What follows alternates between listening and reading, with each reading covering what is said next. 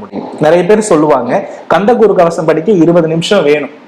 அந்த 20 நிமிஷம் கூட அவங்களால முடியாது. ஏன் முடியாதுன்னா அந்த அளவுக்கு அவங்களுக்கு பிரச்சனை இருக்கும். அவங்கள ஒரு இடத்துல குவித்து உட்கார வைக்க முடியாது.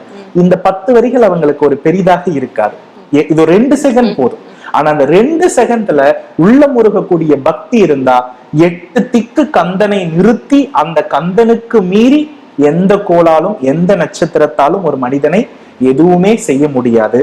இந்த ஒரு எளிமையான விஷயத்தை நீங்க கேட்ட மாதிரி வாழ்க்கையில எதிர்காலத்தை பற்றி எனக்கு எதுவுமே செய்ய முடியலன்றவங்க அனுதினமும் தன்னுடைய நாளினுடைய தொடக்கத்தில், நாளினுடைய தொடக்கம் என்ன? சூரிய உதயம். சூரிய உதயம் எப்ப இருக்குது?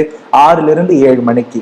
அந்த சூரியனையே கந்தனாக நினைத்து கையை மேலே கூப்ப வேண்டும். ஏன்னா கந்தன் அண்ட சராசரங்களுக்கெல்லாம் தலைவன். நம்ம கை கூப்பும் பொழுது அவருடைய திருவடிகளை நம்ம முன்னாடி நிறுத்தி இதை அழகாக பாராயணம் செய்தோம் அப்படின்னா ஒவ்வொரு நாளும் மாற்றம் கிடைக்கிறத உறுதியாக பார்ப்பீர்கள்.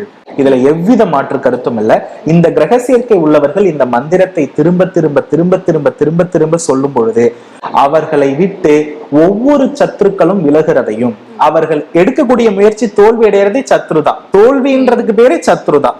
அந்த முயற்சி வெற்றி அடைந்தாதான் நமக்கு நேரம் நல்லா இருக்குன்றது அர்த்தம்.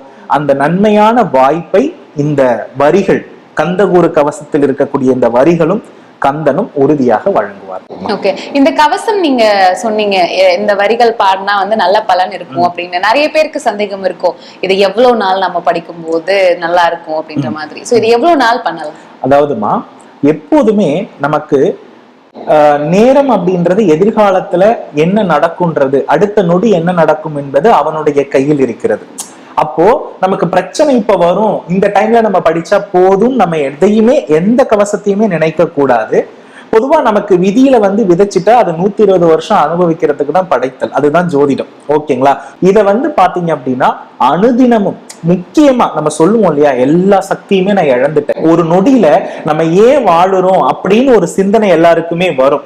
இந்த வாழ்க்கை எதுக்குன்னு ஒரு சிந்தனை எல்லாருக்குமே வரும். யாருக்காக இருக்கிறோன்ற ஒரு சிந்தனை வரும்.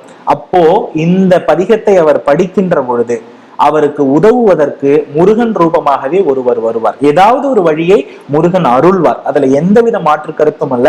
அதுதான் முருகனுடைய சக்தி. ஆகையினால பிரச்சனை தீருகின்ற வரை முருகனை தாழ் பிடித்து வேண்டியும், பிரச்சனை தீர்ந்து முடித்ததற்கு பிறகு முருகனுடைய தாழ் பிடித்து வாழ்த்தியும் நீங்க வழிபாடு பண்ணினாலே என்னைக்குமே கந்தன் கவசமாக நின்று நம்மளை காப்பாற்றுவார்.